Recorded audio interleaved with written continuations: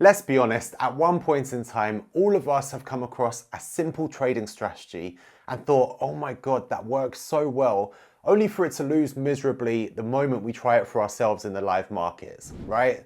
Well, at least I know I have. And in this video, I'm going to explain why it is that that happens, tips for how to avoid falling for that, and then we'll go on to use that information in one of our next videos to transform some of those simple trading strategies or whatever approach you've been learning into profitable ones. Hey, I'm Nicholas, welcome to the video. I remember when I first learned about pin bars and I was so excited. I read all about how they would let you anticipate the reversal in a trend and I had to see it for myself. So I hopped onto the charts and would you believe it, when I saw big reversals happening, a lot of the time they were following on from a pin bar. Amazing, I thought. These things really seem to work. And as I went back on the charts, they didn't pick out every reversal, of course not, but they picked out enough of them to make it worthwhile waiting for pin bars. If I did, it seemed I'd pick up some really big moves. So I tried trading these pin bars in the live markets and I lost and lost and lost, but what I gained was an important insight, which I'll share with you in just a second. But first of all, let's play a little numbers game. So let's say I have a rule for creating a sequence of numbers. For example, the sequence 2, 4, 8 satisfies my rule. Now you have to guess what that rule is, and to help you guess, you can ask me different sequences of 3 numbers, like 2, 4, 8, and I'll tell you whether it satisfies the rule or not. Now obviously, since we're not together in person, we can't really play this properly, but luckily another YouTube channel, Veritasium, played this same game with other people, so we can see what they guessed and you could play along in your mind. Don't cheat in the comment section down below. 1632. 1632 and 64. yeah. Those also follow my rule. Okay. What's the rule? What are you thinking? Multiply by 2. That is not my rule. 3, 6, 12. 3, 6, 12. 3, 6, 12 follows my rule. When I challenged my team to play this, after just 3 guesses, Connor's reply was, "This is bullshit." So if you're feeling frustrated or confused so far, you're definitely not alone. But this is the same source of frustration that you feel when you see these simple trading strategies working in hindsight on your charts, but then they lose the moment you try them out for real. You know, it's something that seems to be working, but then you're being shown that it isn't. Why? Let me show you another example. I see this one being shared all the time on trading channels on YouTube or social media accounts. Let's have a look. Okay, so with this one, you find a market that's trending, like this bull trend here. Then you wait for a pullback, so 2 lower highs, and then as soon as it breaks out from that pullback, you enter the trade.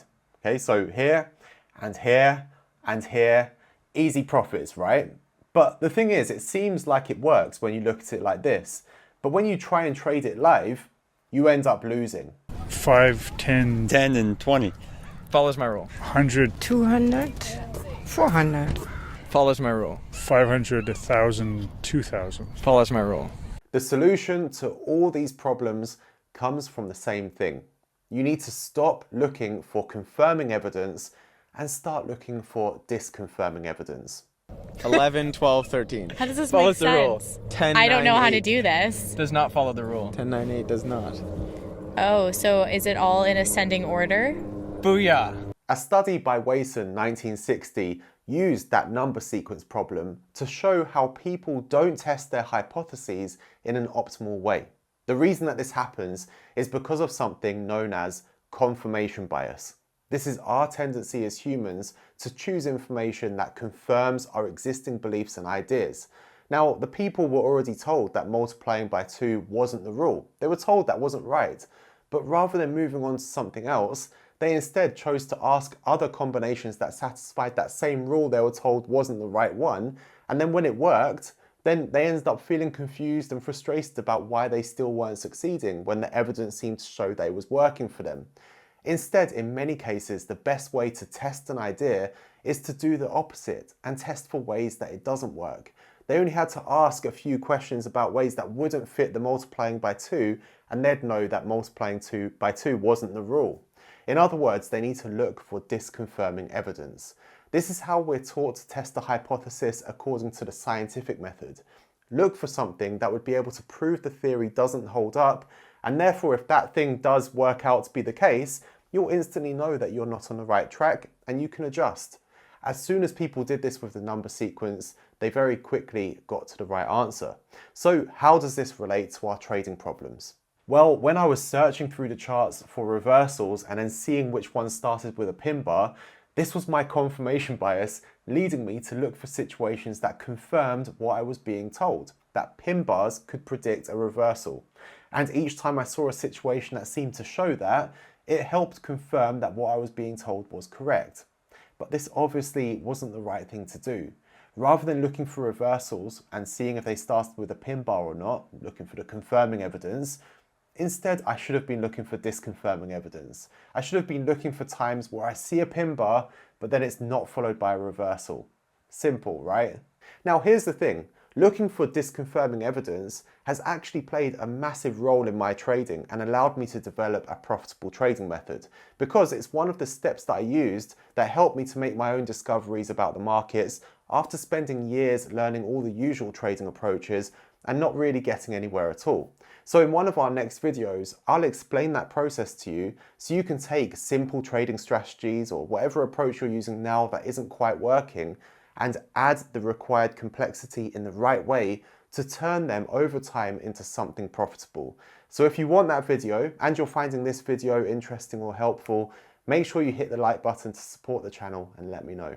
But before we're able to get to that point, you first need to know how you can avoid your confirmation bias when you're assessing a trading approach. So here are 2 tips to get you on the right track. Tip number 1. If you're learning to identify a trading setup, for example, a chart pattern or something like that, and yes, you all know how I feel about chart patterns, we can think of that in 2 stages.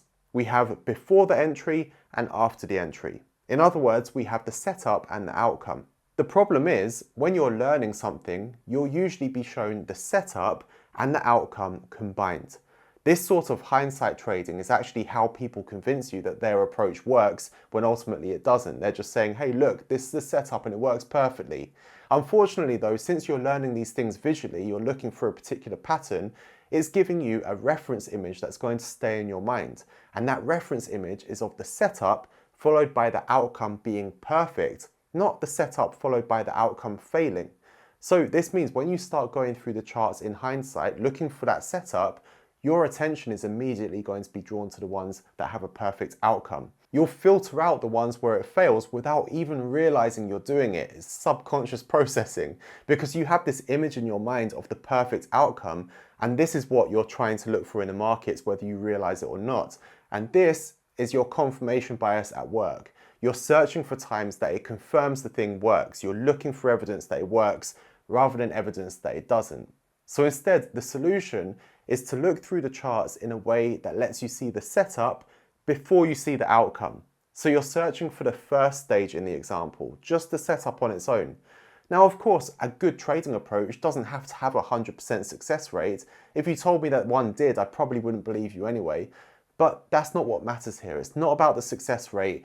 This is just about removing your confirmation bias and giving an equal weighting to good or bad outcomes so you can assess the approach in a realistic and accurate way on its own merit without cheating it. And tip number 2 is to make sure you're very specific about precisely what criteria is needed for an entry and where the exit would be in either a profit or a loss. These should be specifically outlined before you test anything. Without having these criteria, what you see most people doing is look for a setup and then assess the outcome according to their bias. Of course, without them realizing that they're doing it. So for positive outcomes, when it moves into profit, they'll measure the entire profitable move before it turns against them. So they'll go, okay, that was 30 pip move, that one's a 100 pip move, and they'll consider all of that to be part of the trade, as if they can capture every single pip of it. They'll say, oh, that's a good one, 200 pips. Then for negative outcomes, they'll either say that the entry doesn't quite match the entry criteria, they'll be nitpicking things, or they'll imagine that the stop loss would have caught the loss at just a small number of pips. So what they're basically doing is downplaying the times that it doesn't end up working and playing up the times that it does. Oh, that one, the stop loss would have taken it out after 5 pips. Oh, that one's a 100 pip move. Now, obviously, this is going to end up distorting how you assess that trading approach because in reality, you're unlikely to catch the entirety of every single profitable move. And sometimes you might not even exit before that profitable move ends up turning against you into a loss. So you might be assessing it thinking that these are profitable trades when actually some of them would end up being break even or losing trades.